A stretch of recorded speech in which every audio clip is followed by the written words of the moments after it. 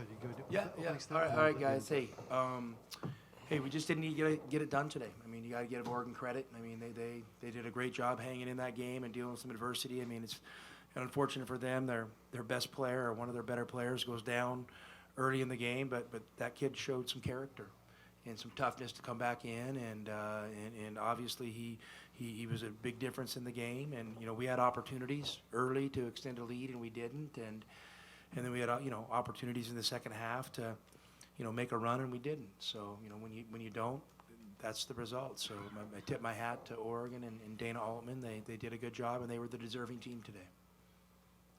Okay, we'll go ahead and open up to questions. We'll start here in the middle with Steve.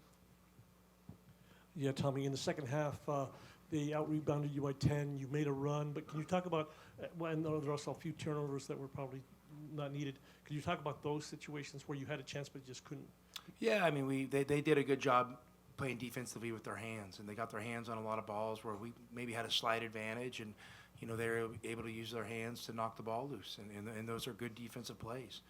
And then on the glass, we just kind of got a little bit stagnant on offense, and guys were standing around, and when that happens, it's usually hard to offensive rebound, and so they were able to control the glass at that end. And then defensively, they were getting downhill, into our chest, and and then you shoot those shots, they're hard rebounds, and traditionally we've been really good at rebounding those close little floaters and stuff like that, and we just couldn't seem to corral one today. Over here on the far left, second row. Yeah, Tommy Ray Cervantes with Camp Student Radio. During the time that Dante was out in the first half, you guys were able to make a double-digit lead, but with his return, there was a few offensive struggles that led to a 9-minute field goal drought that extended in both halves. Why was his presence able to disrupt the offense so much compared to the first two games? Well, we just got stagnant. We got a little bit stagnant, and then generally that's not us. And it happened, and then maybe we had a few shots we hope we usually make, and we didn't, and then he was kind of a force around the basket, protecting the rim, and kind of erased a couple layups, and maybe that got in the back of some of our guys' heads, but he gets credit. I mean, he gets credit. They run their little matchup to man, zone defense pretty well, and tonight it worked. On the right, third row. Ben Parker, CardinalSports.com, Rivals Network. Tommy, Jackson Shellston had a couple of really difficult threes, kind of going ISO. From your perspective, as trying to defend that, was that just a case of him making good shots, or do you feel you guys could have defended him better in those situations? I'll probably err on the side of him making good shots. I think they made a couple of shot threes at the end of a shot clock, and that's the recipe for an upset. You keep the game close, make a timely run, make a few threes at the end of a shot clock. That seems to be a common theme, especially against us. So, yeah, we probably could go back and hope we would defend it a little bit better. But, those are big-time shots by a big-time player. Staying on the right side with Jason. Tommy, this is the third game in a row where Caleb's kind of struggled a little bit. What do you attribute it, and what would you like to see from him kind of to break out of it? Well, Caleb's had a great season, and, we've tried to do the best we can to lighten the load on him and make sure, he knows he belongs with us, and we love him. We love that guy, and, he just hasn't played well, but the one thing I know about him, he's high character, he's tough, he's a fighter, and I expect him to come back full force next week. Back of the room on the left. Yeah, Tommy, just with Kylan, it's been trouble to get him a lot of catch and shoots in these two games here in Las Vegas. How do you do that more? Well, I mean, the number one way, there's two ways you get catch and shoots. One, you move the ball. And two, you got to hunt them. I think Kylan's having some opportunities that I'm seeing that maybe he's shot faking himself out of a little bit. But, hey, those are Kylan's decision to make. You trust your players to make decisions they're comfortable with and shoot shots they can feel like making. So, we'll take a look at that. But, Kylan shooting the ball is usually a really good weapon for us. So hopefully we'll get more of that going forward. All the way in the back in the middle. Tommy, Matt Reynoldson with KVOA in Tucson. Season low shot attempts for you guys. First time that you have not put up 50 shots in a game this season. What do you attribute that to? Well, turnovers and a slow pace. Once they were able to kind of get the game at their pace, in that lead, they were able to kind of shorten the game, and that's what good coaching that'll do.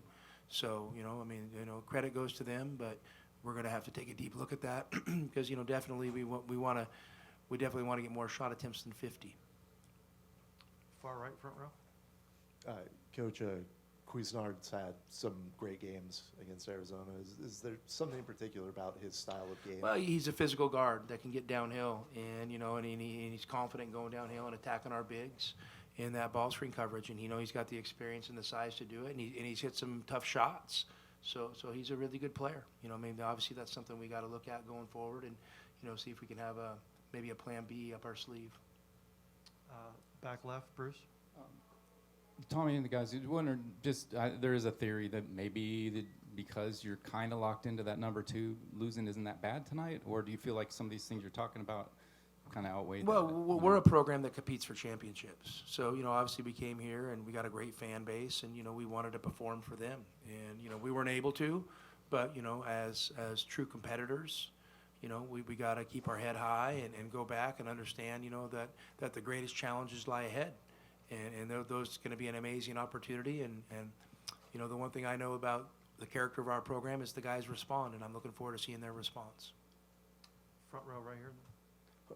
You said that you made it after the USC loss. You said that it could have been a gift. But USC, do you think there's a similar mentality heading into the tournament? Well, for sure. We're going to have to treat it as that. When you play the hand you're dealt, and obviously we would have loved to win today and win tomorrow, but that didn't happen. So I can't live in an alternative universe. So we're going to go back and take a look at things, and I love this group of guys. We've had an amazing journey together, and I'm expecting the best times are ahead. Again, back to Bruce and back left.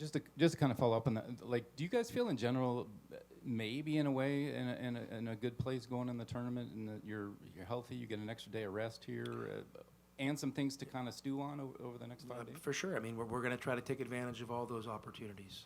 That's, like I said, we're playing the hand we're dealt, and, a loss, it was the unfortunate hand we were dealt today. Back right. For either players, Sean Mahoney, 13 News. We talked about, obviously, under Tommy, you guys haven't lost any back-to-back games. You just had the question about the gift of USC. Is there something for either of you that you can take from this game moving into March, and how do you feel about the group and how response, like Tommy said? Yeah, they came out more aggressive first 4 minutes, second half. We had moments to put the game away a little bit more in the first half. We didn't, and they out-rebounded us. Second row on the right, Jason. Kind of a two-parter. Tommy, Umar didn't take a shot attempt in the second half. What do you attribute that to? Well, we got to help him. We got to help him find his opportunities. It's tough. We have a lot of success when he's up setting ball screens, and we have some success when he's down low posting up. And today maybe he got caught a little bit in between some of those. And, he got the ball inside, on dump downs and little things like that. A number of times today. He's got to take advantage of the opportunities he gets, but getting him the ball more in better position is something we can definitely take a look at. And then next one for the players or for you. Do you just assume at this point of the year, based on the last 3-4 games, that teams are just always going to kind of throw a zone or just throw a bunch of different looks at you guys? Yeah, definitely. Teams are looking at our zone offense and kind of seeing that we're struggling, but, Coach is doing a great job putting in a plan. So these next couple of days, we got to figure out, how we're going to attack the zones from now on. And last one here in the back left. For Jaden and Pelle, what do you guys believe the uptick in turnovers is a result of? A lot of sloppy plays. I had a few on my end today where we are just trying to make hard plays when we don't need to. We have so many good players that we don't really have to try to make hard plays. We just take the easy ones and good things will follow. So, just poor decision making, I think. Coach gives, all of us a lot of freedom, and I think we got to, as players, we got to do a great job, a better job of taking care of the ball. Turnovers, we got to limit those to help us win games for more possessions of offense. Great. Thank you. Appreciate your time. Thank you, guys.